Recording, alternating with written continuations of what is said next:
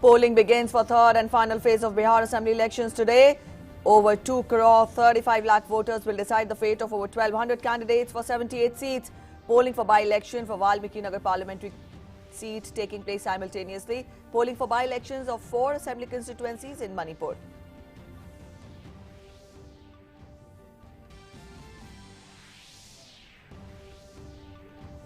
Prime Minister Narendra Modi to address 51st annual convocation of IIT Delhi via video conferencing. Union Minister of Education Ramesh Pokhriyal Nishank and MOS for Education Sanjay Dhotre also to be present on the occasion.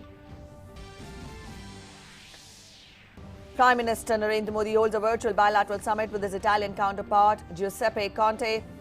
15 agreements signed in various sectors, including economy and energy. Prime Minister Modi underlines the need to prepare for challenges and opportunities arising out of the pandemic.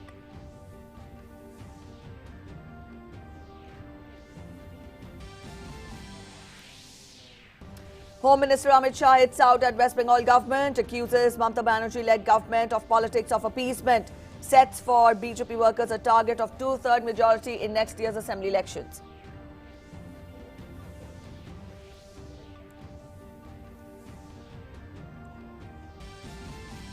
ISRO to launch its latest Earth observation satellite EOS-01 today. 9 international customer spacecraft on board its PSLV C-49 rocket.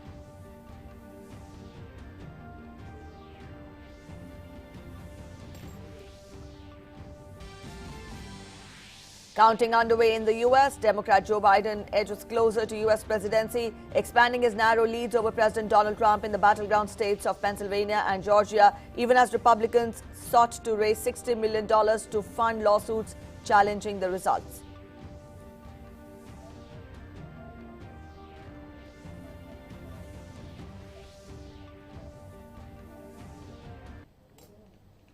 Good morning. You're watching DD India and I'm Preeti presenting this bulletin this morning. And up next in the half an hour, we'll get you an account of everything that's making it to the headlines. First, we get you updates from the poll-bound state of Bihar, where voting for the third and last phase of assembly elections has begun amidst elaborate security arrangements. Elections are taking place in all 78 constituencies spread over 15 districts, including Kishanganj, Katihar, Madhepura and Supaul. Over 2.35 crore electorate will decide the fate of 1,204 candidates, including 110 women in this phase. Polling will conclude at 6 p.m. However, polling in 4 Naxal-affected constituencies of Valmiki Nagar, Ramnagar, Simri, Bakhtiarpur and Mahishi will conclude at 4 p.m. Out of 33,782 polling stations, 4,919 are considered as vulnerable. Additional security forces have been deployed in Naxal-infested areas to ensure trouble-free polling. BJP is contesting on 35 seats, while JDU on 37, Vikashsheel Insan Party on 5 seats, and Hindustani Awam Morcha, that is HAM, 1 seat in this phase. RJD is contesting on 46 seats, Congress on 25 seats, and left parties on 7 seats. On the other hand, LJP has fielded 42 candidates, RLSP has fielded 23, BSP 19 and NCP 31 candidates. Also, polling for by-election to Valmiki Nagar parliamentary seat is also taking place simultaneously. 7 candidates are in fray for this Lok Sabha seat.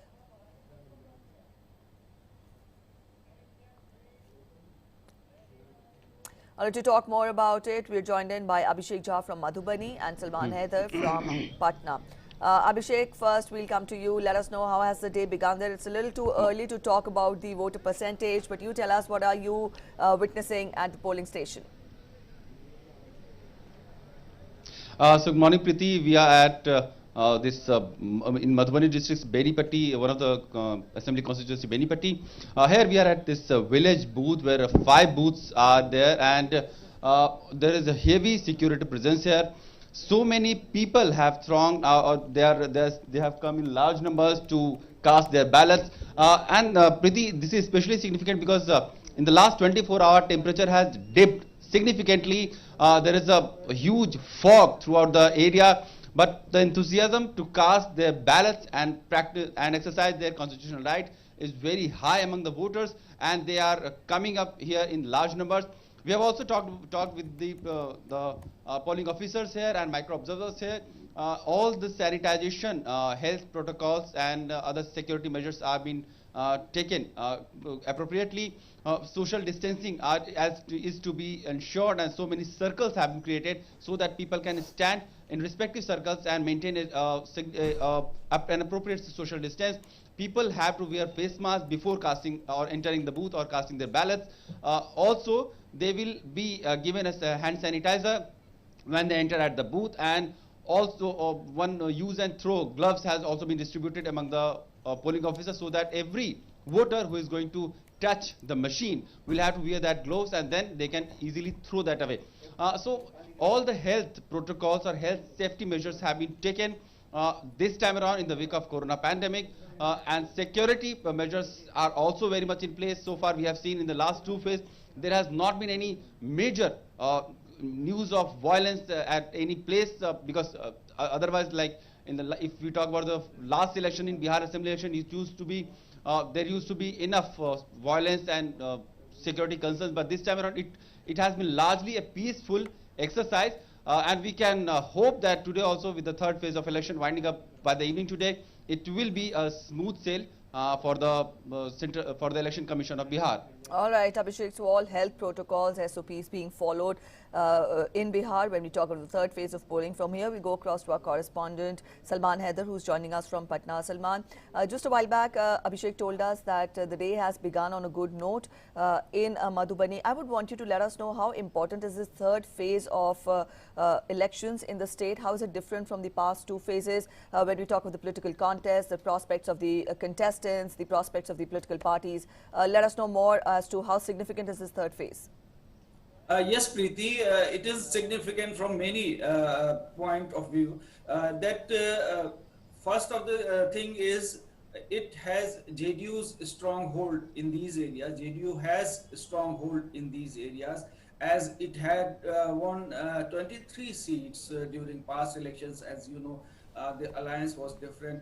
JDU was with RJD.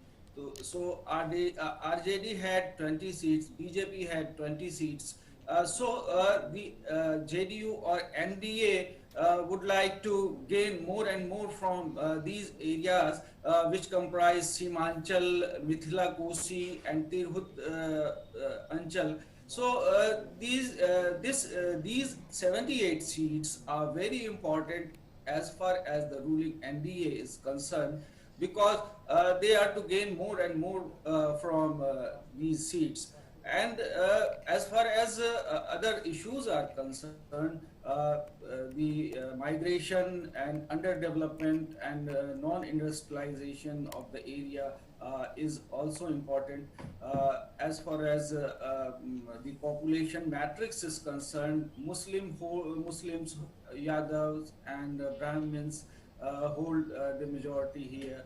So the parties have chosen their candidates in that way also, because you know, in Bihar the caste equation is also very important. So all the things are there, and another factor, AIMIM has fielded about 24 candidates from here to gain Muslim support. So these are the things here, and it is going to be a deciding factor. As you know, behind me, the map in blue marks the areas where the polling is today being held. All these things are important. Election Commission has made elaborate arrangement, as you already said. 4 constituency areas in Valmiki Nagar parliamentary constituency are vulnerable from point of law and order. There the polling would end at 4 p.m. And all the necessary arrangements have been made for safe and secure elections. About 18,000 intimidators, suspected intimidators, have been detained so that the polling would be free and voters are given a better chance. As far as aged people and PWDs are concerned, special vehicles are being provided to them, and Corona protocol is also there. Yes, Preeti. All right, Salman, thank you so much for joining us with those inputs. And also, Abhishek, thank you for joining in. We'll come back to you again during the day to get more on how is the day progressing there when we talk of polling, which is taking place in Bihar for the third phase of elections. Thank you so much, both of you. And also, by-elections are being held today in 4 constituencies in Manipur amidst adequate arrangements, keeping in mind the COVID-19 pandemic. The 4 constituencies which are going for by-polls are Setu, Lilong, Wangjing, Tenta and Wangoi. Voters with COVID-19 symptoms will be able to vote in the last hours. Polling has begun at 7 a.m. and will conclude at 5 p.m. Votes will be counted on the 10th of November for both the states.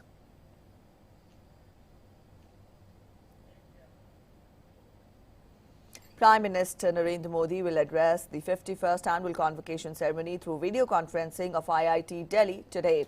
Union Education Minister Ramesh Pokhriyal Nishank and Minister of State for Education Sanjay Dhotre will also be present on the occasion. In a tweet, Prime Minister said, and I quote him, "Looking forward to address the annual convocation of IIT Delhi. Congratulations to all the graduating students and their parents, teachers as well as support staff on the momentous occasion. India is proud of IIT Delhi's rich contributions to our nation."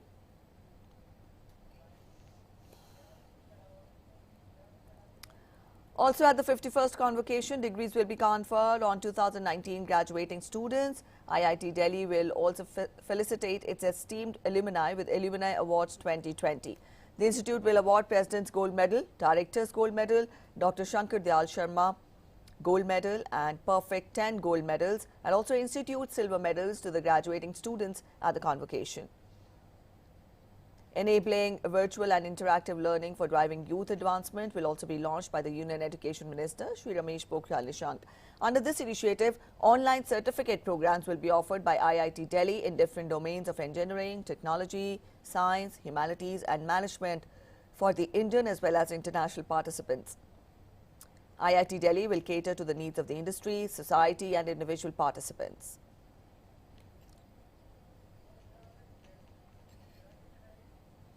Prime Minister Narendra Modi held a virtual bilateral summit with his Italian counterpart Giuseppe Conte on Friday.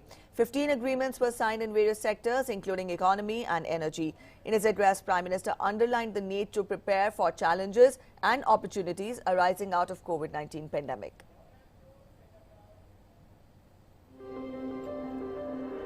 Prime Minister Narendra Modi virtually addressed the India-Italy virtual bilateral summit. On this occasion, his counterpart, Italian Prime Minister, was also present. PM Modi expressed his condolences on behalf of people of India for the losses due to COVID-19 pandemic in Italy. कोविड-19 महामारी second world war की तरह इतिहास में एक watershed रहेगी। हम सभी को इस नई दुनिया के लिए, पोस्ट कोरोना वर्ल्ड के लिए अपने आप को एडेप्ट करना होगा। During the past 3 years, this has been the 5th interaction of Prime Minister with Italy. On this occasion, PM Modi said that India is committed to strengthen bilateral relations. 2018 में हमारी बातचीत के बाद आपसी आदान प्रदान में काफी गति आई है। मुझे ये जानकर खुशी है कि इटली की संसद ने पिछले साल इंडिया इटली फ्रेंडशिप ग्रुप स्थापित किया है। मैं आशा करता हूं कि कोविड-19 की स्थिति सुधरने के बाद हमें इटालियन पार्लियामेंट मेंबर्स का भारत में स्वागत करने का मौका मिलेगा। 15 agreements were signed between India and Italy that included promoting cooperation in energy, green energy, culture as well as media. Joint Secretary in the External Affairs Ministry said that talks are going on with regard to cooperation in the defense sector, but cooperation is rapidly expanding in the economic sector. The discussion or the engagement today was on economic ties, and Italy is very keen to diversify its supply chain, to diversify its investment, outgoing investment, to have a more substantive economic partnership with India. Coinciding with the summit, 15 agreements were signed, most in the private sector, and you will see a lot of investment decisions have been taken and cooperation between private sector entities. The increasing cooperation seen between both the countries will help in promoting the pace of development in many areas. Bureau Report, DD India. Also, Union Home Minister Amit Shah, on the second and final day of his visit to West Bengal, continued his outreach to marginalized communities in the state. Senior BJP leaders claimed that BJP will form the government in West Bengal with thumping majority target of 2/3 majority in next year's assembly election. He hit out at Mamata Banerjee government, accusing it of politics of appeasement. जिस प्रकार से appeasement की politics, तुष्टीकरण की politics चल रही है, इससे बंगाल की ये महान परंपरा आहत हुई है। मैं आज यहां से बंगाल की महान जनता को आह्वान करना चाहता हूं कि आध्यात्मिक और धार्मिक चेतना का केंद्र बंगाल जो पूरे देश का बना, पूरे देश का रहा, वो गौरव फिर से एक बार बंगाल प्राप्त करे। इसलिए आप सब एकमुश्त होकर, जागरूक होकर अपने अपने दायित्व का निर्वहन करें। लक्ष्य स्पष्ट है, बंगाल के अंदर विकास हो, देश की सीमाएं सुरक्षित हो, बंगाल के अंदर घुसपैठ रुके। तृणमूल कांग्रेस का एकमात्र लक्ष्य है, दीदी का एकमात्र लक्ष्य है कि अगली टर्म में भतीजे को मुख्यमंत्री बना देना। एडमिनिस्ट्रेशन का संपूर्ण राजनीतिकरण करा है, राजनीति का संपूर्ण अपराधीकरण करा है और भ्रष्टाचार को इंस्टीट्यूशनलाइज करने का काम ममता बनर्जी ने किया है। And from here, we'll take you live to NDA passing out parade.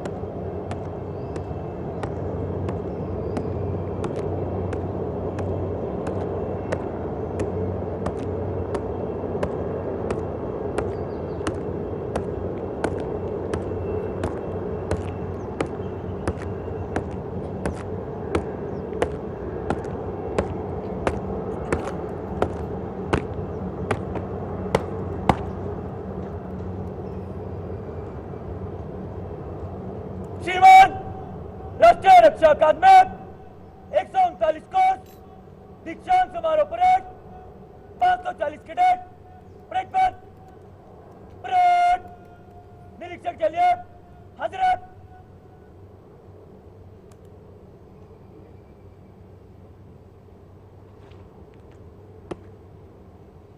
Number 1 contingent खड़ा रहे बाकी parade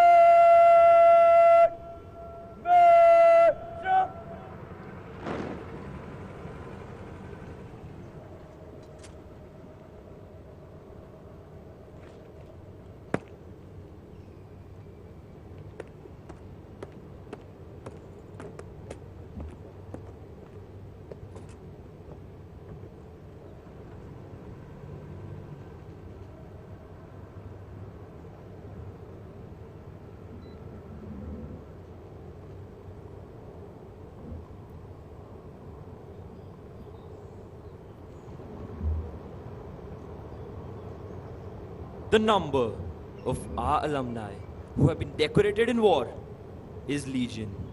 Most of them have had their baptism with fire in the wars since independence. Some where blizzards and snowstorms rule. Some where the wind blows full of sand. Some where the waves hold arguments with the skies. And some in the uncharted space above. But like professional soldiers, they were conscious of the hazards of the profession they had chosen and were conscious. Those are the visuals we're getting for you from Pune, wherein the NDA passing out parade was taking place. Let's get to other news now. The 26-hour countdown for the launch of ISRO's first satellite of this year has begun at the agency's launch pad in Sriharikota. The PSLV C-49 rocket is slated to lift off with an Earth observation satellite of RESAT series, codenamed EOS-01, and 9 foreign commercial satellites from the first launch pad at Satish Dhawan Space Center in Sriharikota at around 3 p.m. today, subject to weather conditions. EOS-01 is an advanced Earth observation satellite whose synthetic aperture radar has an all-weather and day and night observation capability. Now, it will be the 51st flight of PSLV and the 76th launch vehicle mission from Sriharikota Spaceport. The agency is also gearing up for the much-awaited first demonstration test of its new rocket, Small Satellite Launch Vehicle, or the Mini PSLV, by December.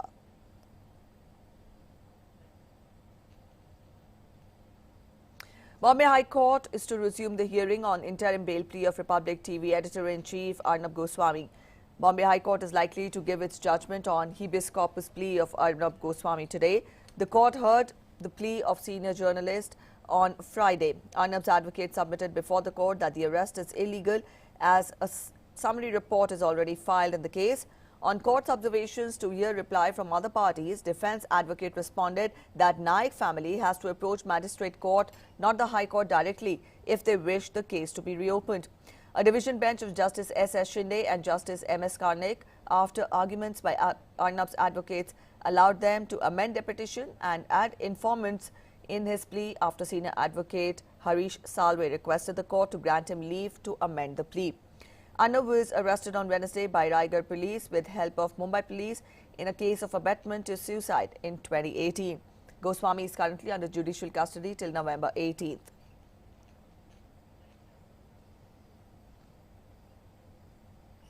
After the historic decision by the Modi government on November 7, 2015 to implement one rank, one pension, lakhs of veterans have been benefited in over 5 years. It was a long-standing demand of ex-servicemen and a struggle for over 4 decades that has finally seen the fate of fulfillment on this date. Lakhs of veterans received OROP areas during the implementation. Year-long agitation by ex-servicemen finally came to an end on the 7th of November 2015, when the Modi government took a historic decision to implement one rank, one pension, showing its firm commitment for the welfare of ex-servicemen. Shri Narendra Modi ji ने रेवाड़ी में सैनिकों की rally में ये वादा किया कि हम आते ही OROP तय करेंगे और इसे लागू करेंगे। ये एक बहुत बड़ा वादा था क्योंकि लगभग 12,000 करोड़ रुपए इन्वॉल्व थे इसमें, लेकिन उन्होंने किया। जो है सरकार का ऐतिहासिक फैसला है और इस ऐतिहासिक फैसले ने जो 29 लाख जो हमारे पूर्व सैनिक हैं उनको तो फ़ायदा हुआ है। सबसे बड़ा जो फ़ायदा है वो हमारे सेना के मोराल को बहुत ही ऊंचाई तक ले गया है। हमारे पूर्व सैनिकों को काफ़ी फाइनेंशियल फ़ायदा हुआ है और अभी जो सैनिकों की पेंशन बहुत कम आती थी, अब काफ़ी सैनिक इस OROP के बाद में अपने को जो है फाइनेंशियली सिक्योर समझ रहे हैं। Earlier, the pension for ex-servicemen was based on the Pay Commission recommendations of the time when they had retired. But one rank, one pension implies uniform pension to be paid to the armed forces personnel retiring in the same rank with the same length of service regardless of their date of retirement. He promised and really he fulfilled his promise. Of course, I was the part of agitation also of OROP. It was one kind of honor given to those veterans who served before 30 years, 40 years to this country and for all of us. This like justice has been done from 1973 till today. Our war widows and amputated soldiers who are getting nearly 9,000 of pension, their pension has been revised 3 times. I find that largely the ex-servicemen community is very happy with the implementation of the OROP. The issue which was pending for the last 40 years has been resolved by the Modi government. We are grateful to the Modi government for this. This massive step was taken after extensive consultations with experts and ex-servicemen. Keeping in view the magnitude and complexity of defence pension, taking a glance at the numbers, till date, a sum of 10,795.4 crore rupees has been dispersed to 20,60,220 Defence Forces pensioners, family pensioners as arrears on account of the implementation of OROP. The yearly recurring expenditure on account of OROP is about 7,123.38 crore rupees. Armed Forces personnel retired up to 36/2014 were covered under the order, resulting in bridging of the gap between the rate of pension of current and past retirees at periodic intervals. This decision not only fulfilled the decades-long standing demand of our ex-servicemen, but also reaffirmed the government's commitment and stand to resolve welfare issues. With Urmilesh Bhatt, Meghna Dev's report, DD India. Let's get to international updates now. The counting for United States presidential elections continues. Democrat challenger Joe Biden took a narrow lead over President Donald Trump in the battleground states of Georgia and Pennsylvania, edging closer to winning the White House in a nail-biting contest. A handful of undecided states continue to count votes. The Republicans have sought to raise $60 million to fund lawsuits challenging the results. Republican President Donald Trump, in a tweet on Friday evening, warned that Democrat Joe Biden should not wrongfully claim the presidency, indicating that he would double down on a legal challenge of the election results.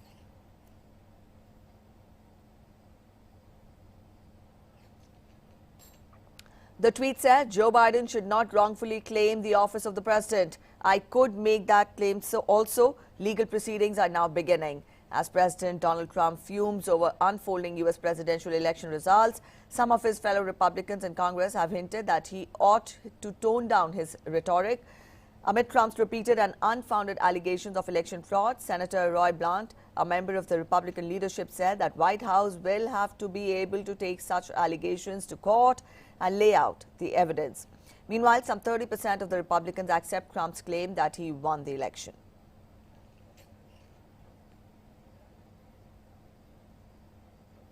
And on the fourth day of vote counting, former Vice President Biden had a 253 to 214 lead in the state-by-state electoral college vote.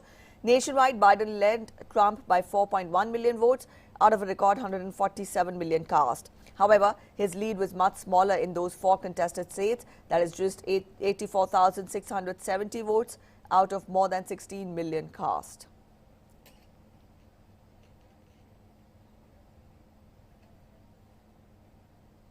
Meanwhile, Supreme Court Justice Alito orders Pennsylvania election officials to comply with directive issued by Secretary of State to keep mail ballots separate that arrived after Election Day but before Friday at 5 p.m. Supreme Court Justice Samuel Alito late on Friday granted part of a request from Pennsylvania's state Republicans who wanted an order regarding mail ballots that came in during the extended deadline. But he did not order the state to stop counting them.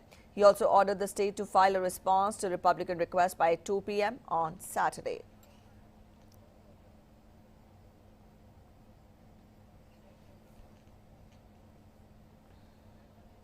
Around 24 Trump supporters demonstrated outside of a ballot counting center in Atlanta, Georgia on Friday, protesting what they believe is voter fraud after Biden made clear gains over Trump in the state. Chanting "Stop the Steal" and waving placards, Trump supporters greeted oncoming traffic just outside the State Farm Arena, where ballots in the Democratic stronghold of Atlanta are still being counted. The candidates each had 49.4% of the counted ballots, though Biden was ahead by about 1,500 votes on Friday, with 4,169 regular ballots left to count. A quick update on the COVID-19 situation globally. When we talk of the situation, the virus has infected more than 4 crore 96 lakh people, taking over 12 lakh 47,000 lives, while the number of recoveries have crossed 3 crore 52 lakh worldwide. The US continues to be battered by COVID-19, the most, with over 1 crore 51,000 cases of infection and 2 lakh 42,000 fatalities, followed by Brazil with over 1 lakh 62,000 deaths from the virus so far. That's it in this edition of the News Sisa. Thanks for watching. Bye-bye.